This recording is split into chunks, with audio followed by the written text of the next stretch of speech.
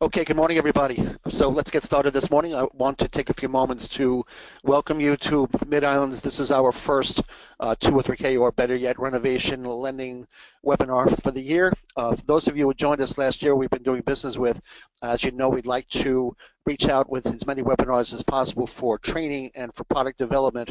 And again, I welcome you back for 2017. It's a great year. I think we're all expecting to have a fantastic year at this point.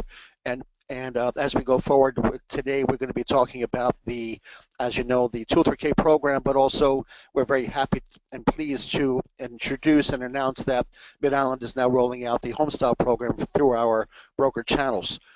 You'll find that the program is extremely valuable and one can add a lot to your business. So we're going to be talking about that today as well. One thing I'll just share a little story. You know, I came back from the Atlantic City conference, those of you who made it in the Northeast a few weeks ago, and I will tell you that in my experience, or from what I'm hearing, having been at these events for the last 32 years, I'll say there's a lot of excitement, there's a lot of energy in the industry, and I think we'll all agree that this is going to be a fantastic year for all. I think the wholesale community has made a huge impact, as we all know, in business and the models around the country, and I think we're in for another great ride, another great year. I think we'll also agree, those of you who are on the webinar this morning, that renovation lending can and will play a big part, hopefully, in your business. And if it hasn't already, we hope to add that to your arsenal of business. And if you have, we hope to make you better and really just to become your partners in this fantastic arena. So with that said, during today's webinar, first of all, I want to make sure, again, little house cleaning here, you can see your screen and be able to hear me.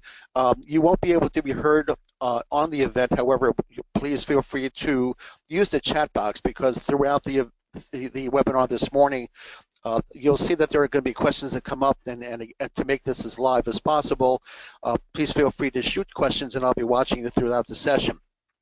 At the end, of course, we're going to have a question and answer period. However, I think sometimes during the actual issue that we're discussing, questions may come up, so please feel free to shoot them out there at that time. So again, I want to welcome you. This is Mid-Island, as you know, and we're headquartered in Westbury, New York. Mid-Island, you probably don't know, or if you do, that's wonderful. We've been in business since 1959. We are one of the initial mortgage bankers when mortgage banking became an industry. We are servicing lender for Fannie Mae, Freddie Mac, and Ginnie Mae's, and just been, I would say, a strong FHA player for a good amount since 1959. So I want to welcome you again, and again, I want to also introduce some of the players here who are with us. I know from a staff standpoint here in Westbury, I'm joined here by Mike Manning in my office. Mike is our Vice President of Wholesale Department, and those of you who know him knows he works from morning till night. We get your deals done as best as possible, and Mike's going to be sharing some thoughts later on in the webinar as well. We also have here on staff with us Carla Siegel. Carla is our 203K file manager. She's the management of our renovation division when it comes to retail and wholesale, and works with me to support the staff so that the credit folks can do the credit side of the file, knowing that we have a department specifically dedicated to helping to process and put together your renovation files. And Carla's on board with us as well, and I believe she's joining us this morning as well. So we'll be furthering some discussion on that later on, because we will be announcing some more webinars. We're going to feature Carla on the webinar to help your support staff as well. So with that said, we're going to continue on, and your slides, again, you should see that. That is me. My name is Andy Thoa. My position is Vice President of Renovation Lending at Mid-Island. That is a before picture, I want you to know. That's not an after picture. So we're doing some before and after pictures. That is before. That's before I leave us. No, I'm all joking. But it's great to meet everybody this morning, and we hope to have a great year together. So basically, let me just make sure this is working correctly, because it's not. Here we go. The industry, as I mentioned, is really poised to do some great things. And having written a curriculum recently, because the renovation lending is becoming such a huge game in town, 22 years ago, just a little bit of history here, the program 203K was introduced by HUD. Yeah, it's about in 1995. Even though it went back to the 1930s and 40s, the program became a very powerful tool back in 1995 in that the lenders were then delegated to be able to use the program directly through a DE or direct endorsements so that you did not have to involve HUD in order to issue commitments in those days. So those of you who have been around that long remember that 203K loans had to be issued to the New York field offices in order to issue a commitment, and of course we knew what that was like. So this program now, for the most part, goes back about 22 plus years, 1995, and it's made its way back into the industry very strong. So as our slide says, we are reinventing the deal, because you're going to find today that there are a lot of ways to not only produce business, but of course to get transactions done that you may not have been able to get done before. From a recent curriculum, as our slide says, this is what a current New York State Realtor education course says about the program. For well over 20 plus years, the 200K program has proven to be one of the most powerful tools that realtors have used nationally to expand their business opportunities and to offer buyers the way to create the home of their dreams. HUD introduced the program by calling it the little program that could, and we have all seen communities across the country revitalized, house by house, block by block, and city by city. Now, I'll share some experience with that, having been around since the beginning days. I have been able to see the block by block, city by city thing develop, because those of us have been around a long time. We've done it. We've seen it work. If you remember the Brooklyn in the early days, or the Bronx in the early days, or even Harlem as it revitalized, well, the 203K program found its way in many such communities around the country, and it really did play an amazing role in revitalizing the communities. And the way HUD, as well as Fannie Mae, produce their programs or look to work with consumers, it's really an extension of credit. And the way this program works, as well as all others, the very notion or the bottom line of these programs is to extend credit for home ownership opportunities, which is really how the whole program was born. And what they found was, especially in the Northeast of the United States, as well as others in the country, our housing stock was pretty old, and they found that for buyers who are first-time buyers who may have been relocated to lower-priced housing, or first-time home buyers who were looking for that affordable home, the problem that they had was, of course, how are we now going to purchase the home, say for the down payment and closing costs, and then, of course, how are we going to fix it up? And that was kind of the beginning and of the program and how it was born, and just a matter of creating home ownership opportunities. When you have a homeowner, you have realtors. When you have realtors, you have lenders, and of course, that's the role we're playing here to make us all players in this arena. Again, we're redefining renovation lending. And those of you who know me speak over the years, one of the things I've said is, again, we don't just take deals, we make deals. And that's an approach that I take as a retail loan officer myself, as I'm working with realtors looking to build my own business in my area. You could be one of 100 people walking in the doors of a realtor or a referral source. As a generalist, I'll call it. But as a specialist, the idea is now, rather than being 1 in 100, you're 1 in 10. And if you become known for it as a specialist, you're 1 in 5. And obviously the numbers are just numbers, but the notion here is you are producing business here because you're not just looking to take a deal, you're actually looking to help make deals. And feel free to use that, because it does mean a lot to the realtor base, as well as the contractor base, which we'll talk about. But again, you're not just looking to take deals, you're looking to make deals. And that's a different kind of approach in order to build business, and believe me, it does work. As I mentioned, we're creating homeownership opportunities where we may not have been able to do before. We're helping to gentrify towns and cities, and also on the bottom left here, raising property values. By gentrifying a community, what we've seen is, as each home gets renovated, and each home gets renovated, and then as it resells, and we see the cycles gone through over the years, it does nothing but raise property values, because it's contagious. When a person buys a home and does a major renovation or rehabilitation with this program, the one thing that we found was that all of a sudden, within a few months, your neighbors started doing it, because now their home may have looked old compared to the home that now they're buying. And little by little, it became contagious, and we really have seen this program work to raise property values while these cities have been gentrified. And I'll tell you, as a specialist myself for this program for 22 years, we're redefining real estate professionals' careers. You may not become a specific specialist, and this may not become the only product you offer, but it will certainly add a lot of business to your business plan. And I do know countless people in the industry who have become specialists in REOs and short sales, which we'll talk about later on. And any real estate professional that works into this arena will know how to use renovation lending or will be looking for it.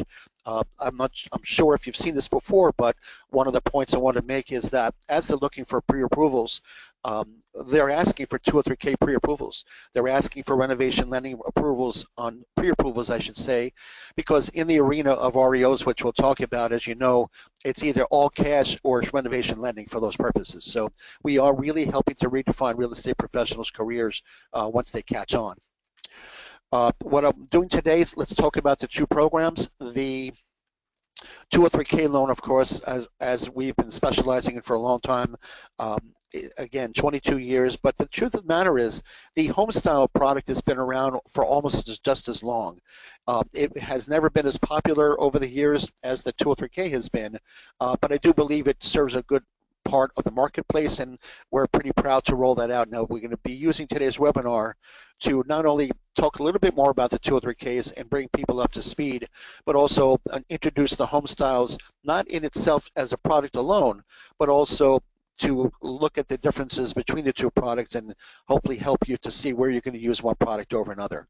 And the 2 or 3K, the Fannie Mae home styles, bottom line is that renovation lending is one of the most sought after loan products in the industry. Ask yourself, do you want to be a generalist? Do you want to be a specialist? There are people who specialize in this industry, whether it be reverse mortgages, whether it be VA loans, or whether it be renovation lending or new construction. It really is one of the most powerful specialties in the industry at this time. So again, we're very pleased to introduce the home style today. All right, so with that said, basically reinventing the deal again. To explain it and to understand it, I'm going to backtrack a little bit, so bear with me just to keep everyone on the same page. Either the 2 or 3K or the Fannie Mae Home Style program will combine the purchase plus the renovation costs or the refinance and renovation costs. And it combines the cost of renovation or refinancing debt plus the cost of renovation into one product, into one loan, and of course one low rate at this point. With that said, we have different programs now. As you probably know over the years, the traditional or full 2 or 3K loan has been around for about 22 years. However, I'd say approximately 7 or 8 years ago, HUD had seen the need to create a simpler product, created more for simpler repairs in nature, which is when they rolled out, if you remember the word streamline, the streamline 2 or 3K made its way to the industry probably about 7 or 8 years ago. And then they changed the word to limited 2 or 3K. So whenever I speak of limited, keep in mind it's the old streamline, it's the same program. The reason they did that, it sounds silly, is that when it came out with the word streamline 2 or 3K, industry professionals were confusing that with FHA streamline refinances. So they were thinking that, well, maybe you can do repairs on streamline refinances, but really had nothing to do with each other, so they came up with the word limited.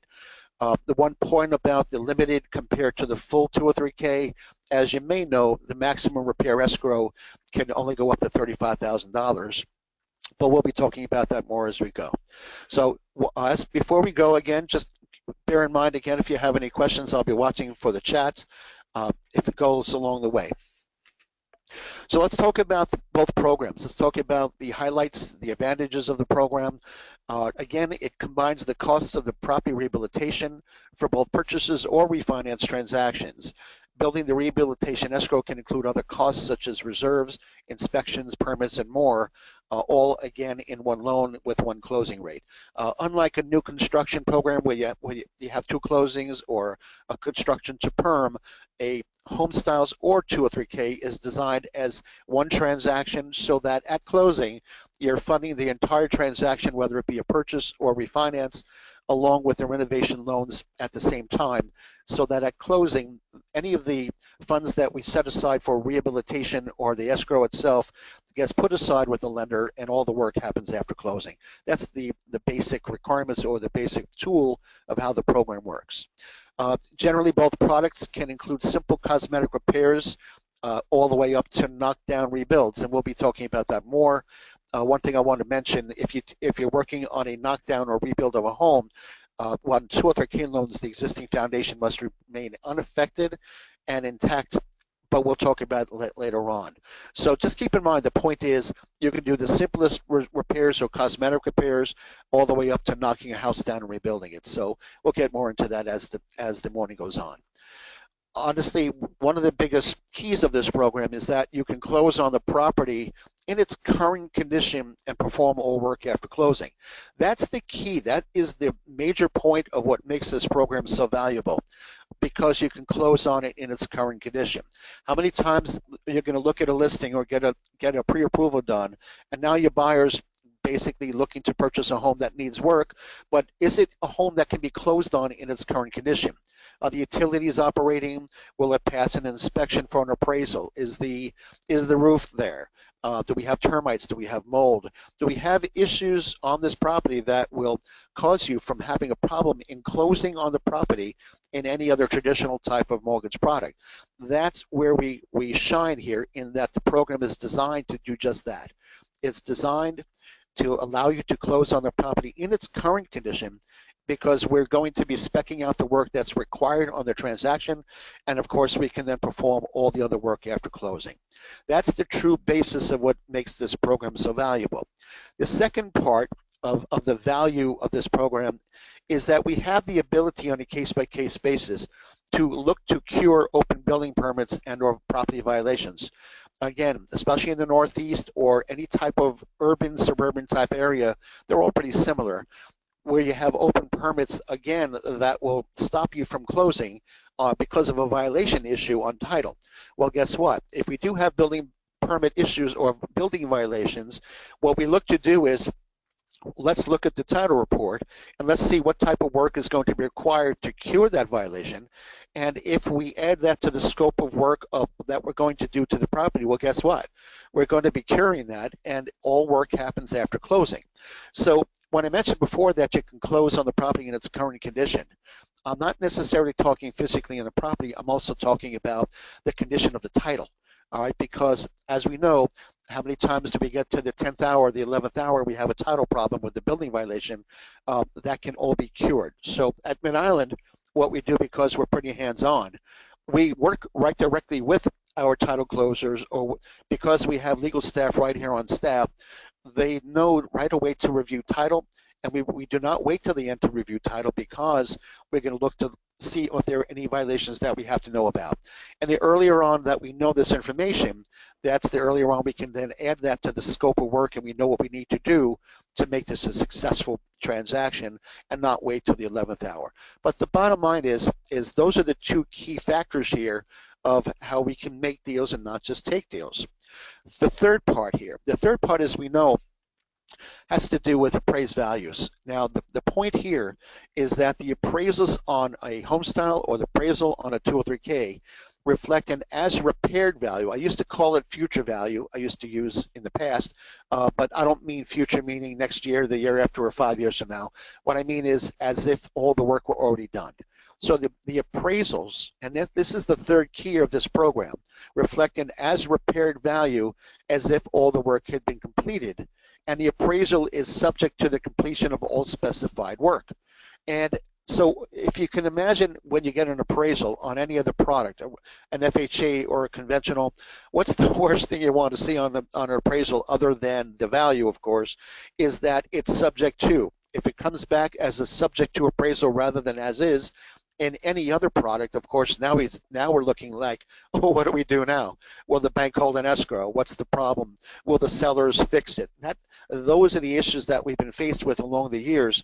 Well, again, the third part of these programs is that, again, we are closing on the property in its current condition, and if there are cost to cure problems on an appraisal that would stop you from closing, well, guess what? That's where the 203K or the home styles program performs. You may have gone conventional, you may have gone on a traditional FHA, and then the appraisal comes in, now we have some issues. So that's where we can then take your cost to cure problems and flip it from a conventional or traditional FHA and then go into a 203K or home styles. Those are the 3 points that really make this program so valuable, and those are the keys of why we do what we do with this program. Closing on the property in its current condition and performing all work afterwards, possibilities of curing open building permits and or violations, and the fact that the appraisal is based off of an as repaired value. One thing I'll share with you, let's talk about a little bit about refinances. When it comes to appraisals, we'll talk about this on another webinar as we go forward, which I'll discuss later on. On the appraisal, as you know, let's assume you have a buyer on a refinance that wants to, let's say, build a dormer. So possibly you have a 1,200 square foot ranch with 3-bedroom, 1.5 bath, and it's appraising just for so much. But now what they want to do is they want to blow out the house and build a second floor, and now what you're going to have is you're going to have a colonial style home that might be 2,400 square feet with 4 bedrooms, 2 bath, colonial style, rather than a 1,200 square foot ranch. Well, the key here is that because we're going to be looking to add this dormer, when we do an appraisal, we're not appraising the home as a 1,200 square foot, 3-bedroom, 1-bath ranch. We actually will be appraising it as a 2,400 square foot, 4-bedroom, 2-bath colonial. That's just an example of what I'm referring to, and what I'm trying to say is that what we're doing is by building in the as repaired value, what you're doing is you're actually building in the actual equity necessary to do refinances with contractors. Because as you may know, a lot of people are over leveraged in their homes, and they may not have currently the equity or the value in the home to perform this type of work, whether it's a new kitchen, baths, or whatever they're looking to do.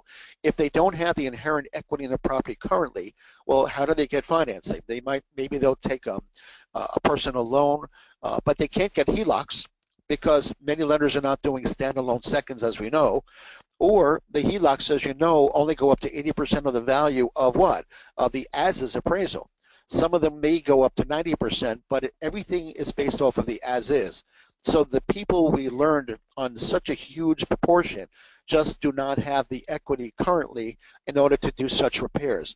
That's where the 203K or the home styles fits and once again shines. Why? Because at the end of the day, the appraisal is based as repaired value, and if you're adding room count, square footage, bathroom count, bedroom count, as you know as industry professionals, that's where you're going to get so much more value in an appraisal. And once again, we're closing on a transaction with an appraisal that's valued as if all the repairs were already done. I can't stress enough about these 3 points, which is why I spent a little bit of time. So another highlight here is possible property conversions, which we're only doing on 203K. So if you've got let's say a property that might be CO'd as a legal 1, but it's being taxed as a 2 because it's set up as a 2, well, we can use this product to then legalize the second unit as long as the local municipality would allow it. So property conversions are also possible with these programs, but again, only on a 203K. We'll talk more about that as time goes on. Okay. So again, where are you going to find your business? Where are the realtors getting business? Obviously, we're finding ourselves with REOs. REOs, as you know, traditionally, why? Because they're REOs. They were foreclosed properties. They are probably winterized. The utilities are not operating. These are the issues that you deal with an REO. And most REOs are done either cash or with renovation lending. Most. I'm not going to say all, though. Short sales, HUD homes, home path properties. These are all HUD homes and home path properties. They're also REOs. The difference between those are home path properties, as you know, are owned by Fannie Mae, and HUD homes are owned by HUD because the previous owner had FHA insurance on it. So rather than becoming a traditional REO bank-owned property, if the FHA pays a claim on it, then it becomes a HUD home. If you're not doing business in these areas, I suggest you do so. Okay, HUD homes and home path and short sales, REOs. This arena is so large, and it's getting so much larger than it used to be that you're going to find yourself, your business is just going to explode with it. If you're living by the coast or in areas where you have storm damaged homes, again, we're finding ourselves in an amazing, valuable situation. TLC homes. What if you have a home that is just solid? There's no issues with it. It will pass inspection, but it's just good old TLC, tender loving care. It's older, needs some paint, needs some new floors and new walls or whatever it might need, some sprucing up. Once again, the home does not have to be a total gut or renovation as we're talking about. It could be simple repairs just to make the place that much nicer. So there's so many ways that you can use it. And as you're probably thinking, I'm hoping you are, how you can then approach your realtors with seminars on your own so that you can help them to develop some marketing strategies to get some of these properties sold. Again, why are we doing this? Because we're not walking into an office to take deals, we're looking to office to make deals. It really just makes sense. Low equity refinances, I mentioned before, on properties that may not have current equity. We're creating equity with this program in order to do it. And at the end of the day, where your realtors are expanding your buyer's home search, because one thing I'll tell you in the Northeast, especially around my area in Long Island and New York, we're in bidding wars. We are in an unbelievable seller market right now, whereby for every average property, there are 10 or 15, 20 people making offers, outbidding each other. The homes are being bid over the asking price. So any home that's been moderately done up or looking pretty well on Zillow or looks well online with pictures, those things are going out the door so fast, it's unbelievable. So because of that, realtors can expand their buyer's search for other homes that are in need, TLC homes, or REOs where they never thought about it before. Why? Because they have the financial tool to make that happen. And when buyers learn that not only can they buy a home like that, they don't have to worry about where the funds are coming from, but we're helping them create the home of their dreams. I hate to sound corny, but that's exactly what we're doing. We're getting them into a home with low money down and giving them the funds for the renovation to really make it their way. Have a home their way. There's nothing better than that. So let's talk about a little bit 203K. Let's focus on that for a little bit. The 203K eligibility, obviously because it's an FHA program, it's owner-occupied only. Let's talk a little bit about LTV maximums. Because it's FHA on a purchase transaction. As you know, you can do as little as 3.5% down. And so we can finance 96.5% on a purchase. And on refinances, as you know, we can go up to 97.75% on a refinance. And on a 203K, as you may know or may not, we'll be talking about that, is that you can also go up to 110% of the as repaired value on purchases or refinances. Now, we'll get back into that a little bit later on or in other webinars, but the truth of the matter is, even on a refinance, we can go up to 97.75% of 110% of the future value. So we're going to get into that another time, but as you can imagine, we really have a lot of room to help make things happen here. The one thing I also want to mention here is that on a refinance, these are not considered cash out. They are rate and term refinances because the renovations are not considered cash out. You cannot use any of these programs for cash out. You can either do, on a refinance, you can do the existing debt and you can do the renovation escrow, but you cannot have any other cash for credit cards or cash in their hand. So these are considered rate and term refinances. So with that said, let's look at the homes. Single family homes, of course, are doable. 1 to 4 family properties, so 2 to 4 unit residences as well. I have that big for rent sign here. I just want to make sure you understand it's also for rent, but they have to live in 1 unit. So keep that in mind because FHA is owner occupied. So as long as they're living in the 1 unit, obviously we're creating rental opportunities for them as well. So these programs are great for 1 to 4 family properties. Condominiums and PUDs also as well. I'll get back to that. And here's a killer here, mixed-use properties. If you're living or working in an area with mixed-use properties, you can use the 203K program, the full only, by the way, with us, is that you can use this program for somebody to purchase or refinance a mixed-use property. And the reason it's so unbelievably valuable is, as you probably know, where else are you going to get a mixed-use property financed? They require 20, 25, 30% down on a mixed-use property in other forms of financing. On a 203K FHA loan, 3.5% down. So where else are you going to buy multifamily mixed-use property with 3.5% down, owner-occupied, of course? Uh, so with a few points to say on that, the mixed-use property does need to be owner-occupied, and what we define that by the residential units. So they do have to occupy one of the units. They can also have the store for themselves or rent it, but we define the occupancy by the residential use, not by the commercial use. Just a few other things about mixed use. The FHA has changed a little bit in that we used to have more strenuous requirements with square footage of the commercial portion.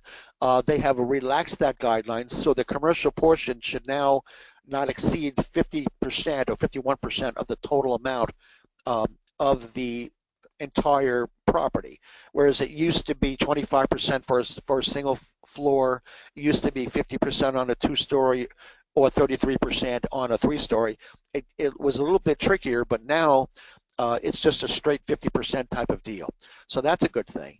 And the other thing we have to keep in mind is that the commercial entity should not be anything that would affect the safety or health of the inhabitants. So anytime you have something like a machine shop, an oil shop, EPA issues, anything that would affect the safety or health of the inhabitants is something that we wouldn't do. Restaurants, let's say Asian restaurants, or let's say a Chinese restaurant where you have open flames, obviously that's going to be something that could affect the safety of people. Machine shops, anything of that nature, as you can imagine.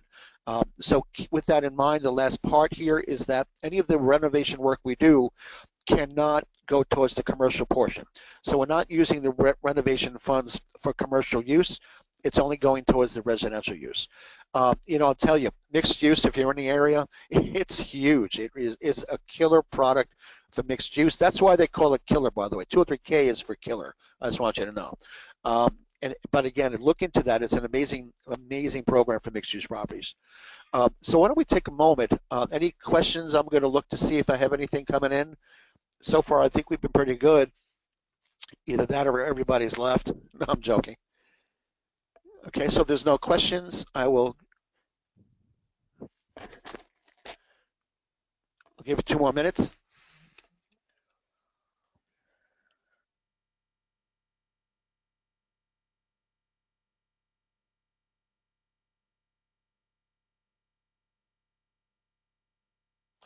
Okay, we have no questions, so that's good. Let's move on.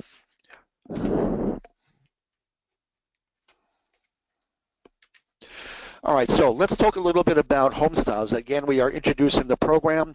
There are some differences between them, even though the two programs function the same way. Here are the major differences, and here's where you're going to do business. Home style eligibility. Obviously, these homes can be owner-occupied, but here's where they vary, where they can also be second homes, and they can also be investment properties, and that's where you're going to be seeing some business here. So as an owner-occupied, obviously that remains to itself. But second homes, again, as you know, FHA cannot do a second home, or investments. Anybody who remembers going back 22 years, the 203K program used to be designed for investors to purchase homes and flip them. It was actually designed for that. They used to call it an escrow commitment procedure. Why they call that, I don't know. But I'll tell you, living that program in those years, I was doing tons of investor work with the 203K for obvious reasons. I had one client with 58 refinances I was doing all at once using that program. So unfortunately, that was done away with in 1996. Pretty sure it was November 16th, 1996 at 11:30 in the morning is when they did away with it. I remember it well. But the one thing here is investors do play a large role in gentrifying communities and building back communities. And if it were not for all the misuses of the program and all of the fraud that happened, if you remember those years, a lot of people were using the program for a lot of fraud and a lot of pretty bad things going on. That's why they did away with the program. But the home style still does allow investors, and we're going to be looking at that a little bit more. So on home style, we can also do single family homes, and it is the only option for investors. So the way it sits right now, you can do an owner-occupied single-family home, a second home, or you can do investors. Right now, the investors are limited to single-family properties. That may change in the very near future. I'm of belief that it may, but so far I have not seen that yet. We can, for owner-occupied, Obviously, we can do 2 to 4 unit rentals, all right, or residences, of course. We can do condos, we can do PUDs, and like I mentioned before, a second home must be one family, and it must be conducive to be a second home. So if they're living in Brooklyn and they want to buy maybe a second home in by the water because it's closer to the water, again, that's not necessarily conducive to be treated as a second home. So anytime you're dealing with a second home, it could be for out of state, it could be in an area that's conducive to be a second home. But the point here is that the home styles allows owner occupants, it allows second homes, and it allows investments. All right. Just in short, a one-family property can go up to 95% LTV. A two-family property can go up to 85% LTV, and a 3 to 4 family property can go up to 75% LTV. Investors can go up to 85% on a single family. And I'll show you a little bit of matrix here. This is from the Fannie page. This is a good little spreadsheet on it. So principal residences, purchases or refinances of one unit goes to 95%. 2 units will go up to 85%, and 3 to 4s go up to 75%. On a second home, as you can see, it's only 1 unit, and it will go up to 90%.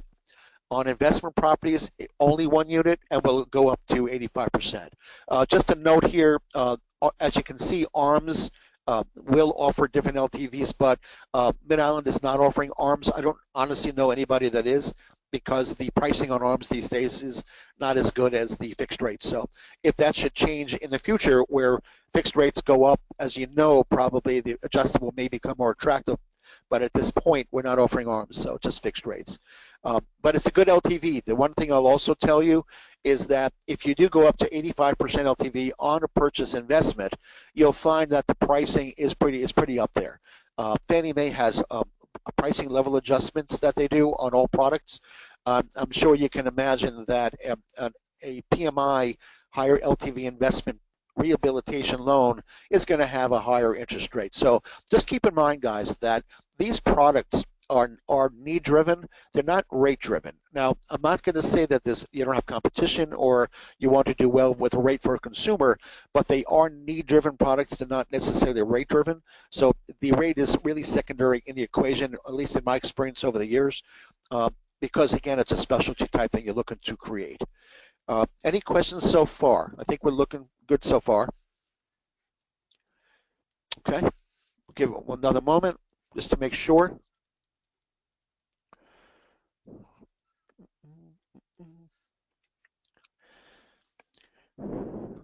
Okay, I think we're looking good. Let's move on.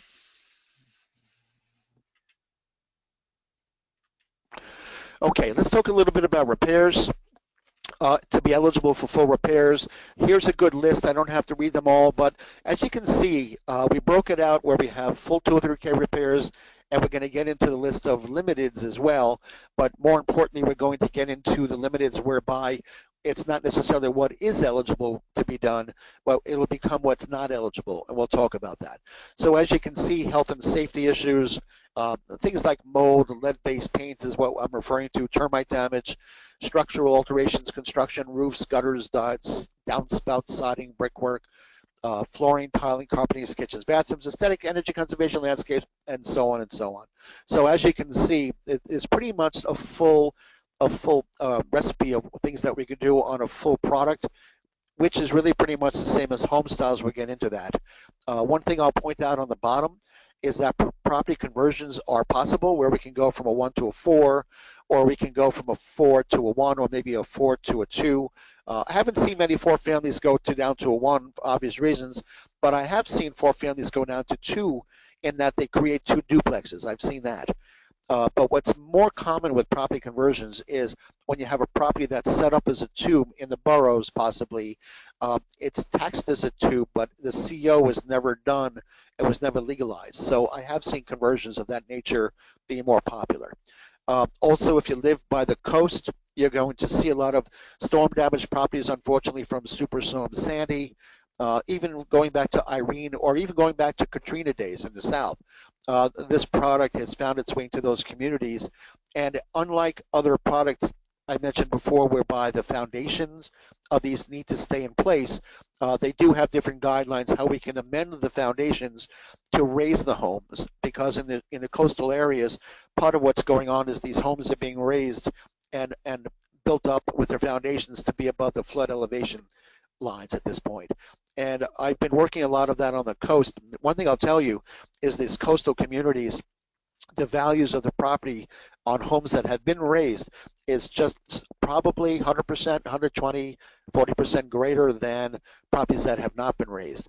And the other thing too is that after Superstorm Sandy, the cost of flood insurance became astronomical. People were paying between $5,000 to $10,000 a year, whereas once the property becomes raised as per new guidelines, their fee is going from $5,000 to $10,000 all the way down to maybe $500 or $600 a year for flood insurance, which is pretty unbelievable. So again, if you're doing business by the coast, this is something we can talk about further as well. So you can read this again. It's pretty explanatory, but just keep in mind the full gamut of work can be done. Let's talk about what's ineligible. So I'll break it down for full 203Ks. So what we cannot do is, it's not meant for luxury and recreation items. We're not going to build barbecue pits and fireplaces. We're not going to build, we cannot build pools and exterior hot tubs. So keep in mind it is not for luxury items. We're not building tennis courts, obviously. And with that said, one of the things that changed, though, if you remember, we were not able to build or actually work on pools. So if we had a home that had a pool, we were only limited to fixing the pool for no more than $1,500. Well, the one good part is that though we cannot build a pool, we can now fix them and repair them, and there's no dollar limitation. So they don't limit us to the $1,500 anymore. We can now do pool repairs, but of course we're not going to build a new pool. All right. Any additions must be attached to the property, so we cannot build an addition to the home that's not attached. And what I mean by that is a detached garage. So theoretically, if you're going to do a garage, it must be permanently affixed to the property. We cannot work on the commercial use on a mixed use. And again, we're not building tennis courts and gazebos, so it's pretty explanatory, as you can see.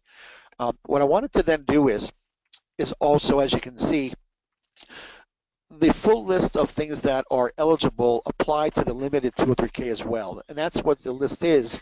However, what we did was we added a little bit extra things. So all of the things that are ineligible for a full 203K remain for the limited, but we've also added some other things here for limited 203K.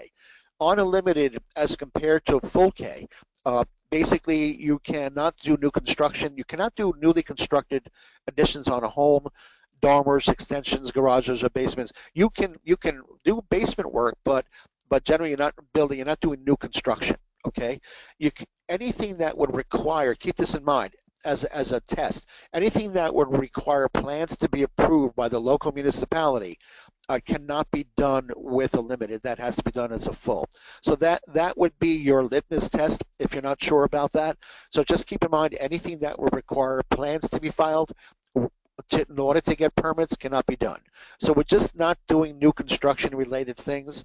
And so therefore, with that said, we're not going to then do property conversions with a limited. You're not going to do storm damaged homes because you cannot raise them because all of the type of work require plans to be approved. We're not going to work in collaboration with like FEMA funds or insurance and government funds because those types of programs or those types of transactions usually require plans and usually require newly constructed items. So you're going to find your limited, again, as we mentioned before, for simpler repairs, for more general type of repairs, but just not newly constructed type of repairs, nor anything that requires plans to be approved. That's the major distinction. Let's take a moment if you have any thoughts or questions, because we're looking pretty good here. I just want to make sure I see it, chat.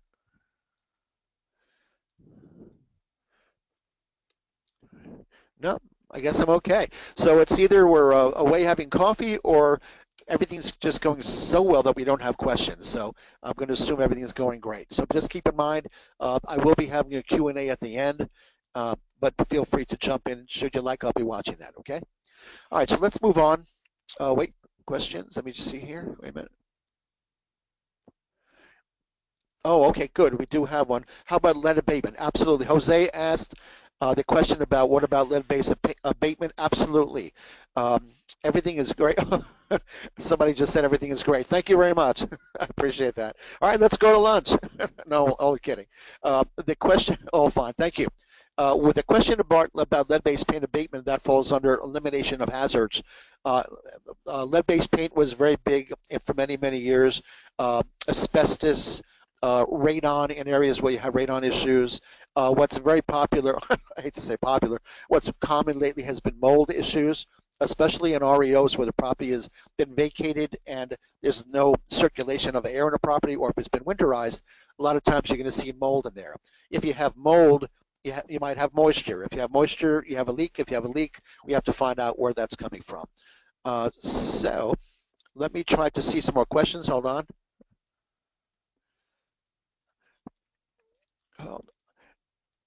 Oh, look at that. There are more questions. Maybe I'm not seeing it well. Hold on. Bear with me 1 minute. I'm trying to extend out the line so I can read the questions better. Bear with me one moment.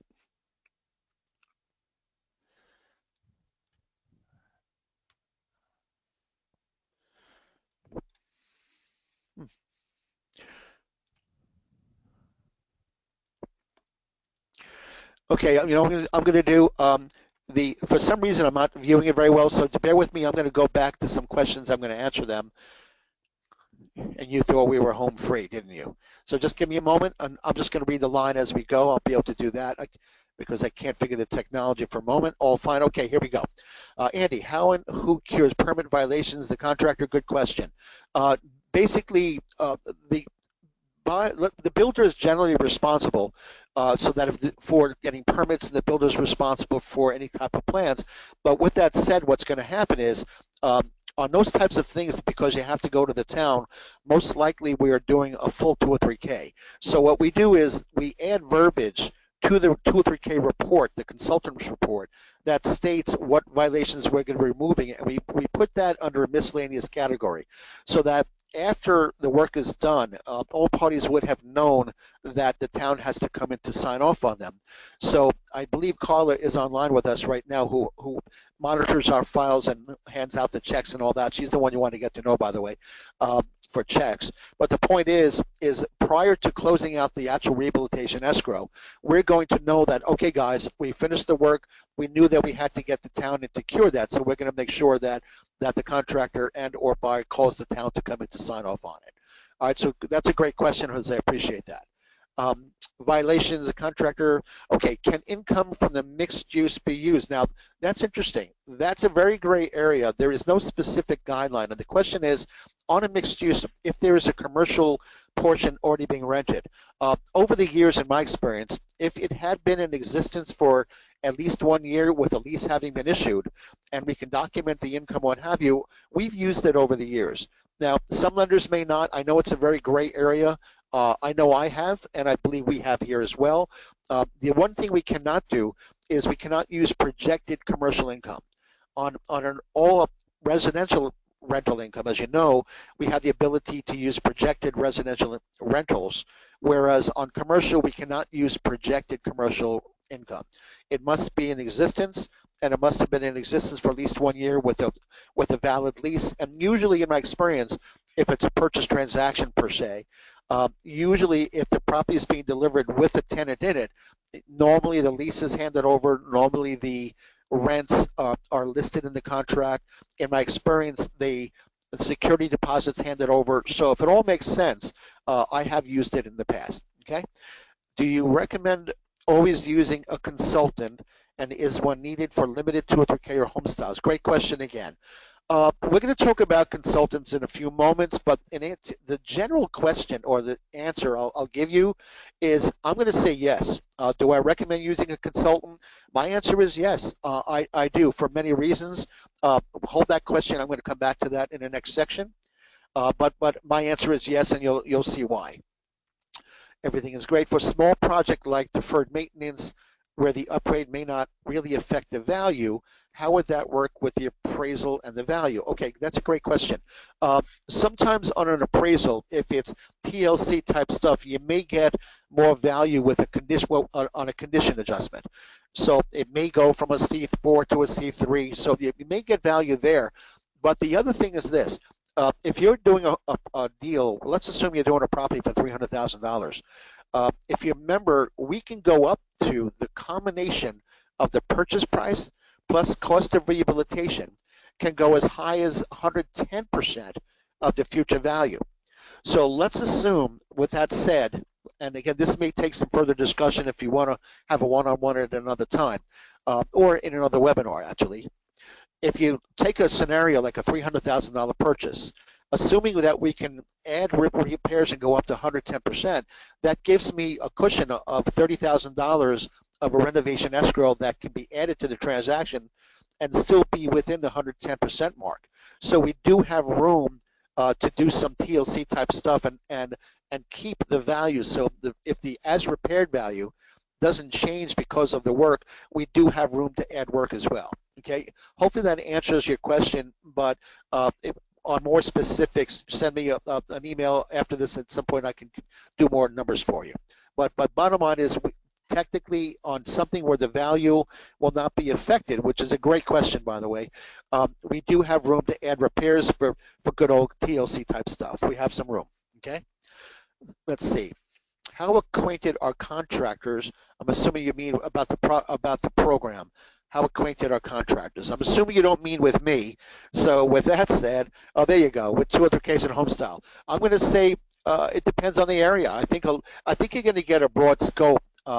We have another support staff on here. Chris is online with us. I think he went to a home show this weekend, and the consensus is that most contractors do know about the program in urban, suburban areas, and you're going to get a mixed review. You're going to get, oh yeah, I know them, I've used it, we love it, or yes, I know about it, I can't stand it, the lender didn't know what the hell they were talking about, or you're going to get, no, I'm not sure, how do they work? I think you're going to get the gamut. But with that said, guess what? Become a specialist at this and go after contractors, because it is such a valuable program for them that I think they either have to be schooled in it, and or if they've had bad experiences, it may be because the lender didn't really know what's happening. And in my experience, that's the case.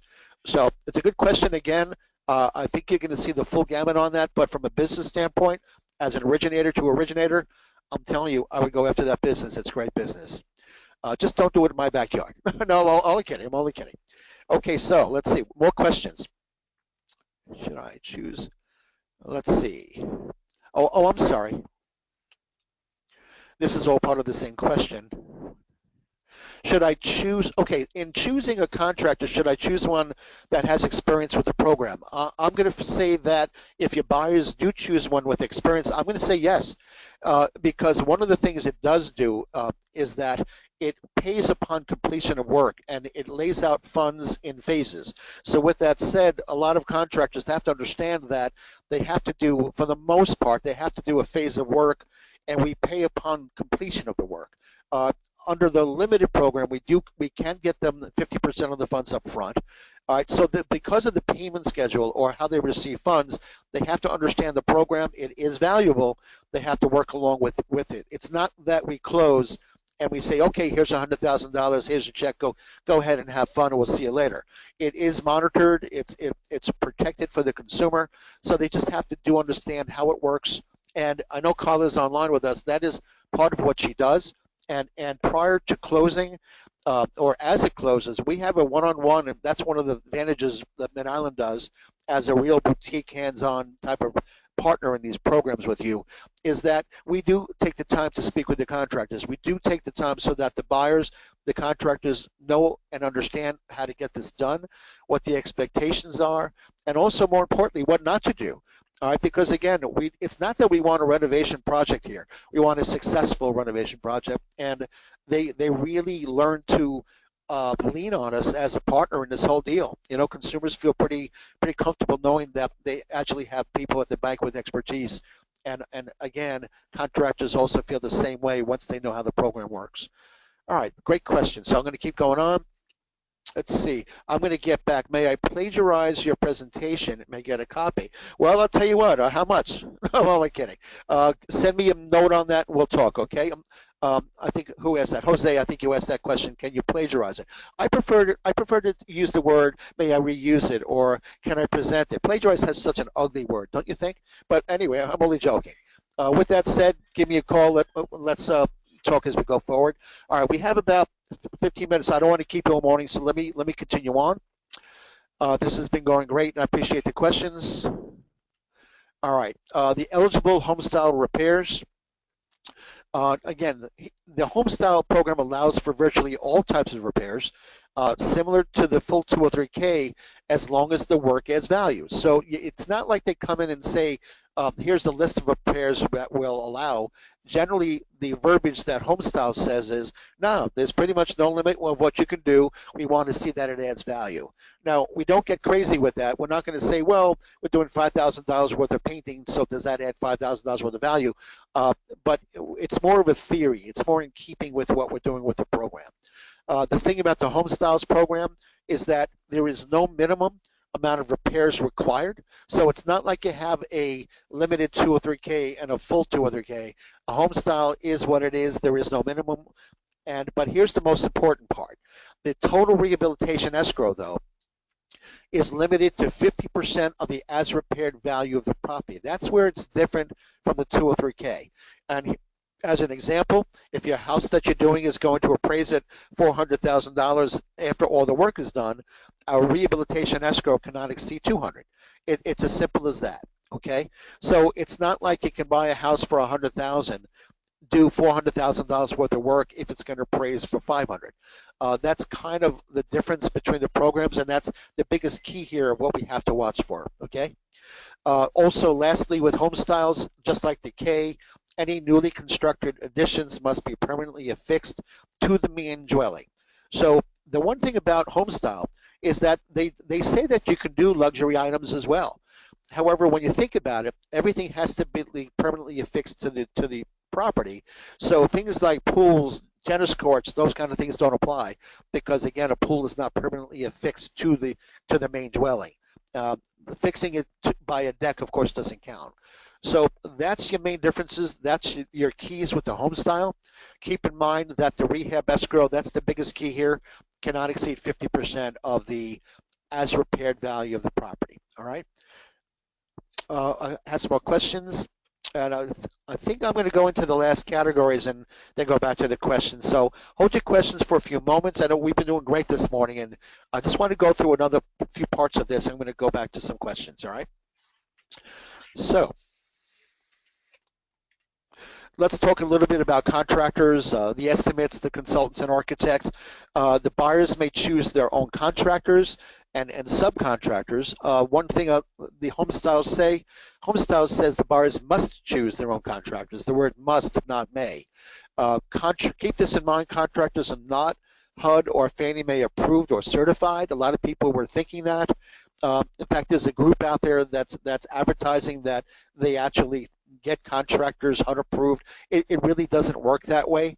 There's a group out there they act kind of like Craigslist, or not Craigslist, they act kind of like Angie's List or 1-800-DENTIST. It sounds like they're getting everyone approved for HUD, but it really does not work that way. The contractors basically, for the most part, must have a valid contractor's license and insurance, of course. They must be licensed within the jurisdiction of the subject property. Contractors are responsible for filing their own permits. We can work with general and specialty contractors, of course. And what we do is keep in mind, contractors are checked for their experience by documenting either a resume or through website verification. They're going to be asked to provide references. Now, many lenders get a little crazy with this stuff. What we're looking to do here is make sure that at least we have somebody who's viable, that kind of knows what they're doing. We're not going to vet them any more than to make sure that we get the feel that they have the ability to do the job that they're going to do. Resumes and references, we all know that anybody can give a reference. But with that said, we do take the time to try to make sure that we do have somebody that's viable. But more importantly, they're licensed and they're insured and can function and do the work that they are required to do. Okay, I'll go past this. This is more explanatory stuff. As far as the contractor's estimate, the estimates themselves are required on all limited 203K loans because there is no consultant report on a limited. So with that said, we get a good contractor's estimate on all limited 203Ks, and we do request them, but not necessarily on full 203Ks in home style. And the reason for that is that we do have a HUD consultant report that gets done for the full and the home style. So the contractor's estimates become secondary. We do request them, and I think it's a good idea to have them, but the way we approach it, the way I see it, if you want them to all be on the same page, why not have them sign the same page? And that's why at the end of the day, I have them sign their consultant's report on these types of programs because, again, you want them to be on the same page. So it's kind of common sense to me. Let's see. Basically, the estimate needs to break down the work items. It must detail the costs of the materials and labor. It's important to define the required repairs before the desired repairs. That's important here. Keep in mind that the work that we do is both required and desired. Okay. So with that said, any of the work that we do, they have to remember that the estimates can't be for paint or granite countertops if the roof is caving in. So keep that in mind that if we're doing a limited 203K, or as you'll see, a home styles where we allow that, the estimate needs to be very detailed. It needs to be well broken down and list materials and labor to that. So keep that in mind, okay? The estimate is used on limited transactions, and it should be provided to the appraiser before the appraisal is done, because that's how the appraisal is going to see the scope of work. So for obvious reasons, we have to do the estimates or the consultant's report prior to the time the appraisal is done. Okay, and one thing a little tip here, if you're not using a HUD consultant on a limited or on home styles where we'll allow that, keep in mind that the contractor should address deficiencies or required repairs before they do desired repairs. What holds things up so much on limited transactions is that the buyers and the contractors were thinking about the fun stuff, the cabinets and the granite and the paint and the bathrooms and the toilets, but they weren't thinking about the mold or the roof caving in or all the problems in the property. So if they don't think in that, oh, we'll fix it later on, by the time the appraiser gets there, now in my experience, many times you're in the third week, fourth week, and all of a sudden you have to go back to the drawing board. So if you're going to do a limited, keep in mind that the contractor really should be looking at required repairs as well as desired repairs. That's a little tip about how to move the things along, okay? Excuse me, I'm sorry. Okay, so let's talk a little about architects. Anytime that a municipality requires plans to be filed, we can do that. This is explanatory. We don't have to spend that much time on here. We all know what architects do. But one thing I will point out is that the architect's drawings will be required prior to closing so that the appraisal is based off of that. If they're doing drawings and plans, the appraiser has to know what the property is going to look like, and basically they attach that to the appraisal. So it's important anytime you're filing plans that becomes part of the appraisal as well. All right, we can skip that a little bit. One thing I'll talk about, self-help transactions. Most lenders don't like them. And I'll tell you that a self-help agreement, basically if they have the work that they want to do themselves, we will allow it case by case. However, they still have to give us a pretty well broken down estimate. And they also have to give us material and labor costs, even though we are not going to be paying them for their labor. And the reason for that is they call that sweat equity. We cannot pay them for their own labor. However, we still must have some labor built into their transaction. And the reason for that is because if they should not be able to fix the house themselves, if something should happen whereby they cannot do the work, well, guess what? We have to hire somebody to do it. They're not going to do it for free.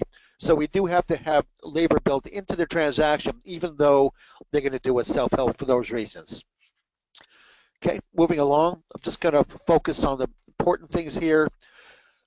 Let's talk a little bit about the HUD consultant, which we require on all full 203Ks, and also we can use them as a reference on the limited 203K. We also use them most of the time on home styles. So the one thing I'll say is that the HUD consultant is approved They are HUD approved and certified, and there's a national state list of HUD approved certified. We do keep a list of people we've worked with and do suggest using them because we're familiar with their work. The lender is responsible for choosing the actual consultant on the job. They're the ones who will perform the site inspection and property inspection. I think most of you know this information already. I recognize most names. So you can read through this, but the point is that on full 203Ks and on a home style, we are, of course, utilizing the HUD consultant, whereas a limited 203K does not utilize a HUD consultant. You can hire one to do a job or a report for limited. In fact, many people do. However, at the end of the day, we use that for informational purposes, and it does not become part of the deal. All right. So with that said, I do believe that there's going to be some changes whereby we'll be allowed to use HUD consultants on limiteds as well.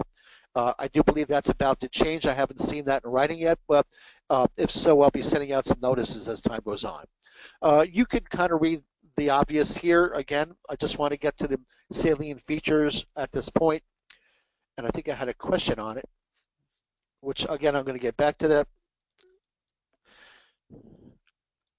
Okay, I'll pick up here. So as far as the consultant report, I know most of you have been working with us. Those who haven't, you probably understand what the consultant is doing. And here's a little bit of information or points about the actual work write-up that they produce. We're probably going to be doing another webinar, and I'm going to be bringing in one of my main consultants here in the Northeast who I've been working with for 22 years. I am going to be featuring a webinar in the not too long from now, basically let the consultant basically talk about their game. I think it's important to hear from a good consultant who really can explain what happens when they go out there to set expectations with the buyers, who really can tell you where things go great and really where things go wrong. That's just one of the gray areas or the areas that we as lenders are not involved with, where although if you're experienced, you're still not the one out in the field.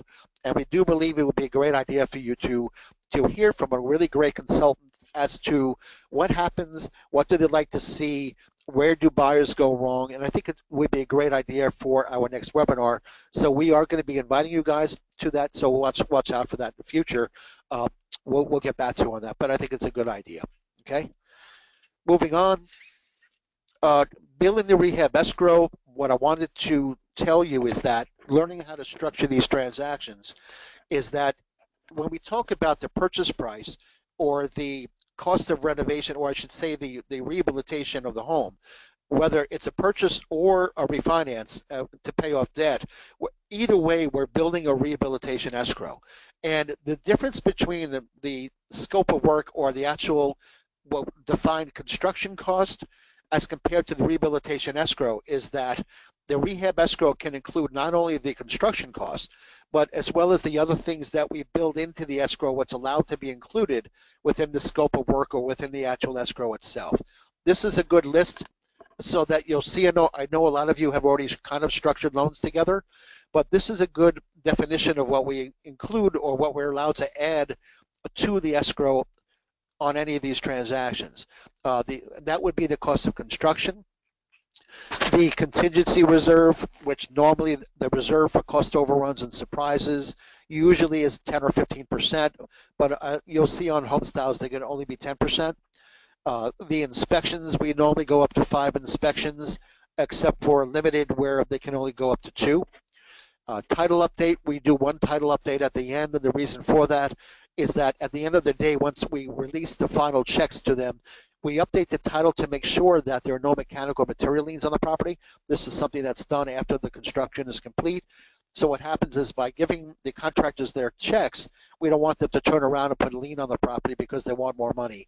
Or if the general contractor maybe didn't pay their electrician or pay their plumber, and they turn around and put a lien on the property, if a lien shows up, we have to, of course, get that resolved prior to releasing the final funds. That's why we do the title update. We are allowed to finance mortgage payments into the transaction. We can go up to 6 months, but we don't include more months necessary than the amount of time that it'll take to do the work, but also can only do that on fulls. We cannot do them on limiteds. We can include architect fees where required. We can do permit fees. We can include the HUD consultant's charge which is a sliding scale from $400 to $1,000 typically. And there is one charge that the lender will charge. It's called a supplemental origination fee. That is a bank charge that we do, and what it is if you take the sum of all the fees that I've just mentioned above, we are allowed to charge 1.5% of the sum of that. And the reason for that is it allows the lender to defray the cost of all the work that we put in after closing. The one thing I'll tell you though is because some of these costs are APR items and will go towards the high cost items, even though they're financed and not paid out of pocket, they still get disclosed. And with that said, in our experience, especially at Mid-Island, if those become an impediment to a high-cost test, we do waive the supplemental origination fee where we can. All right, so we would never let a deal go forward or not go forward, I should say, because of the supplemental fee.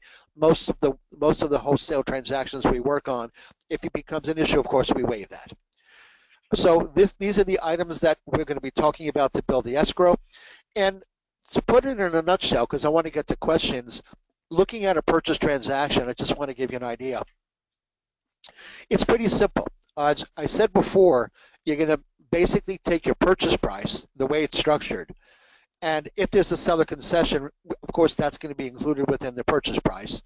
We're going to add the cost of rehabilitation, which includes all of the items that I've just mentioned on the page prior.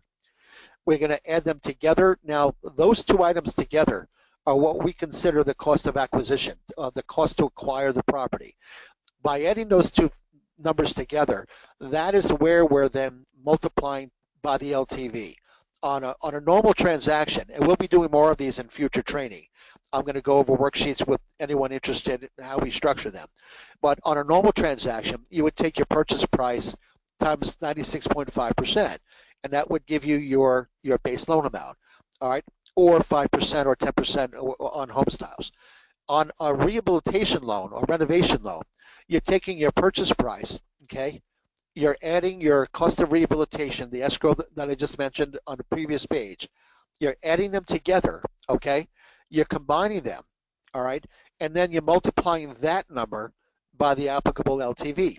So unlike a regular traditional transaction, you're taking your purchase price plus the cost of rehab, adding it together, and then taking your 96.5% of that. So your 3.5% down payment, or 5% or 10% or 15%, whatever LTV you're doing for the program, is based not off of the purchase price alone, but keep in mind it's based off of the purchase price plus cost of rehab together, okay? One of the reasons I'm also mentioning that is that if you do a homestyle transaction, one of the main advantages of homestyle is that you don't have to have PMI if you have 20% down. That's key here. So that, keep in mind though, it's not 20% down of the purchase price. It's 20% down of the purchase price plus cost of rehab, okay? I'm going to be getting more into structuring loans on our next webinar as well, because I think we're going to be spending more time with refinances, because I think there's more refinances in the arena right now, and I think we should spend some more time on that. So you will be getting invitations on more instructional webinars about how to structure purchases, about how to structure refinances, especially because they can become a little tricky. So you will be getting invites on that as well.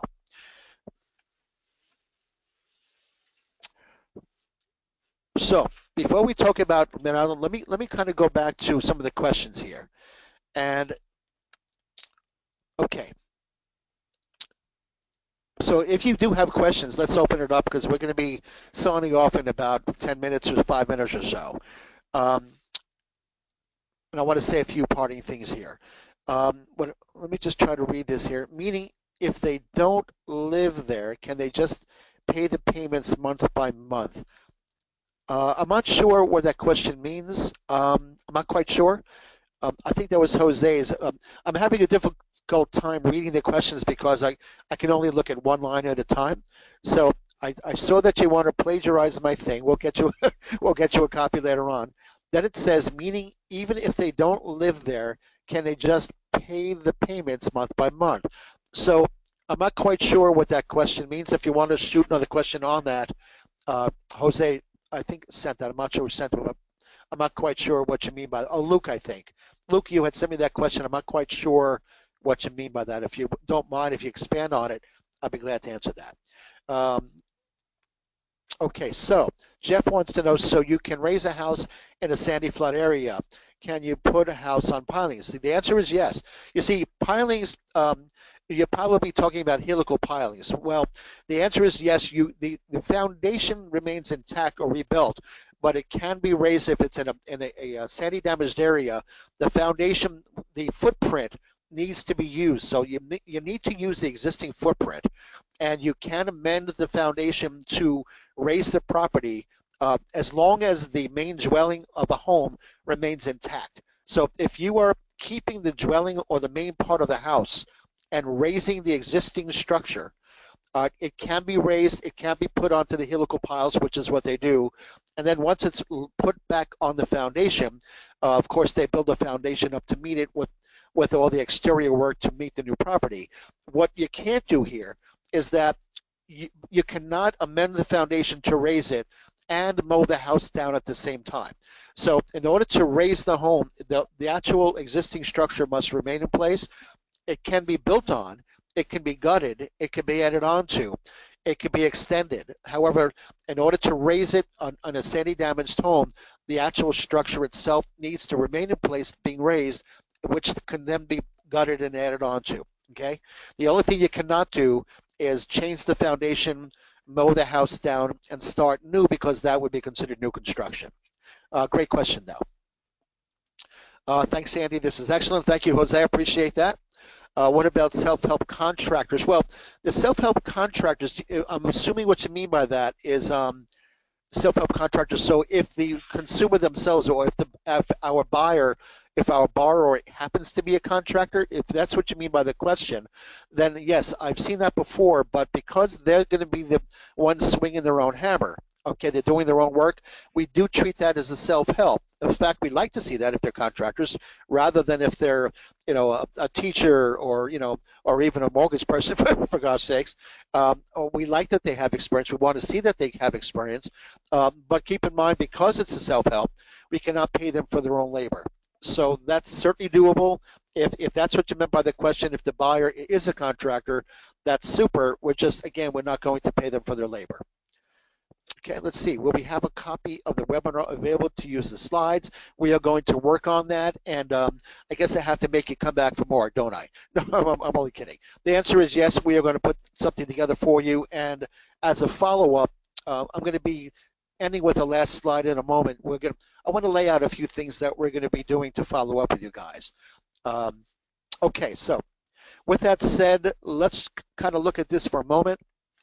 So why we make it easy? Why Mid-Island? The only thing I'll tell you about us, again, is we have 55 years of direct mortgage lending experience. The word direct, again, keep in mind, because I must tell you, because we're regional shop and we're privately owned, it's unusual when you have a privately held banker like us, regional, that also services loans. As you know, a lot of the regional mortgage banks probably sells the loans off, whereas even though we reserve the right to do so, we are a servicer. Because we're Fannie, Freddie, and Ginnie Mae issuers, it's a pretty unique type of arrangement. So that's what really makes us that much more dedicated to this type of product. We are wholesale experts, and we have dedicated account executives. I believe John Stark is on the phone with us on the webinar. Many of you know John. John Agati is, I believe, online with us. And these guys are out in the field and have been doing this for a long time, and they are dedicated to servicing your account. I believe Paul Logan might be out there as well. But again, our account executives are trained in this product, and my role here in Mid-Island is to support their needs as well. And you'll find that not only are we also great with Ks, but again, we do a full gamut of products, but we're pretty dedicated to supporting your business with the renovation lending arena. We're a pretty powerful niche player, and we want to make you powerful niche players. We have dedicated, this is key here, we have a dedicated renovation file manager and draw facilitator. We cut the checks right here, unlike other facilities where the check has to be provided by an out-of-town lender. It has to be sent to another place, maybe in Ohio or wherever it may be, and the check comes overnight.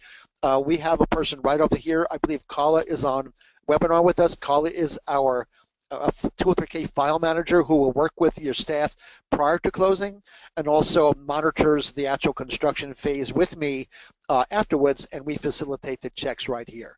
And trust me, it's such an important role here because if it doesn't go well, you're going to hear about it. So when you're on to your next transaction, which we hope you are, don't forget, we are now working with your buyers to make sure they have a successful transaction afterwards as well. Why work with me? Well, I don't know. What can I tell you? You can read about me another time, but I will tell you that we are committed to this product. I've been a 203K specialist for 22 years now. I've made it my career, and I have 32 years in the business. I am an underwriter. And again, we're committed, we're hands-on. You'll find that if you haven't been doing business with our staff on renovation lending, we are very hands-on with you only to the point whereby we're helping to support you right from the get-go. And the trick to these transactions is to begin with the end in mind. You want to originate them to the point where, again, you get it done right the first time, every time, and on time. And what I mean by that is to approach the transaction the right way from the beginning, cover the issues you have to cover so that you don't have to go back to the drawing board in the 11th hour. That's where I come in. That is the basis of what I do here, and I look forward to it. So with that said, what's next? Well, if you are signed up with us, of course, we're thrilled about that, and I know you've gone through the recertification process. If you have not done so, it is a simple process. The one thing I'll tell you is that we are not using co-merchants. We are doing that directly right now, which is a good thing. If you are not signed up with us, again, we would love to welcome you to the MIM family. We believe we are a very powerful source for you guys, and I know we're going to do great things together. Part of what we're going to then do is we're going to roll out a meet and greet idea. What we'd like to do is we'd like to possibly get you on a Skype call after you're signed up with us. I think it's a great idea to be personal. Let's meet who the players are. Let's meet Mike. Let's meet our processors, Tiffany, Cheryl, Carla. Let's meet the gang, and I think it's a great idea for us to do a meet and greet whereby let's get on a Skype call. Let's say hi to each other. Let's talk about how we function. Let's talk about our website a little bit. And I think it's a great idea to get relationships done that way because, again, we can take the time. That's our advantage. We can take the time to be hands-on and to be partners in this rather than we're not looking to be a lender doing 1,000 deals a month because we couldn't possibly service your needs that way. And I really believe that renovation lending is one of those products that you want to have a partner in, and that's where we're going to shine. We're going to be continuing with support training, and basically we'll be introducing more webinars. I mentioned one. Coming up, I'm going to be doing a webinar specifically on doing the worksheets or how to structure the purchase and how to structure the refinance more specifically. And I'm going to feature Carla. Carla's online, and we're going to be putting a webinar together whereby rather than me talk to you for business development and the product, Carla's going to then speak to your processing staff and your support staff to really give you the idea about how to structure them in the beginning or the paperwork and what it's like to put together the K portion of this or the renovation portion of this. And I think it'll be very valuable for your support staff. I'm going to be issuing K tips. If you remember last year, we came out with a bunch of K tips that will help you to how to think about building business, required and desired repairs, refinances, just different tips about really how to approach these deals. I have to come up with a different name since now we have home styles, but part of what we're going to offer as partners is we're going to come out with some more K tips as time goes on. And also we're working on with our new support staff. You're going to meet most likely Chris and Stacy, who are here as well. Jill is out there as well. They are our marketing and support and development guys, and they are fantastic. And part of what we're going to do together is we are going to get into the tutorial world and the video world, and we are going to look to roll out a library of tutorials that you'll be able to log on to a page just devoted to renovation lending, so that we're going to be helping you with tutorials about how to originate, tips about how to process them, tips about how to close them. And I think this is just one more step we're going to take in 2017 to make you great partners with us and honestly build your renovation business. So we're going to go for another minute, 2 more minutes. I want to introduce Mike Manning. Mike is the Vice President of Wholesale Division here. I want him to say a few words, and I usually say to everybody to have a nice K, so I'll just do that. It's been a pleasure myself. Here's Mike for a moment, and I'll say it, have a nice K. Pardon me while I put on this headphone, and excuse the size of my head, which is much like a pumpkin. So in case this isn't working, I apologize. Yeah. All right. First, I'm going to ask everyone to just take out a pen real quick and write down both my phone number and my email address. It's mmanning, MMANNING, at MortgageCorp.com. And the phone number is 516-348-0687. If you are not signed up with us currently, please feel free to reach out. I will get you guys an approval package out so you can sign up and become a member of the MEM family. Another thing I did want to address very briefly is loan estimates. Loan estimates and the entire loan estimate package is the responsibility of the broker as far as MEM is concerned, and especially with 203Ks. I highly recommend you get with myself and my staff for quick tutorials before you do issue your 203K LEs. They are a little bit different, and we're more than happy to help you in any way we can. Turn times on Ks, I think, deserve a very brief mention. If those of you who've done them, you'll know that some of the larger players are doing 90 days plus on these programs. We do about a 45-day average on the full Ks and less than 30 on a streamline. So those are two very important points to keep in mind when you are looking to choose a K lender. That's pretty much all I have. I know you guys have been part of this for quite some time. Please feel free to get with your account executives if you have them already. Those are John Stark, John Agate, and Paul Logan. If you do not have anyone signed up currently or not with us, again, mmanning at MortgageCorp.com, phone number 516-348-0687. Look forward to speaking to all of you. Thank you so much for attending. Have a nice day.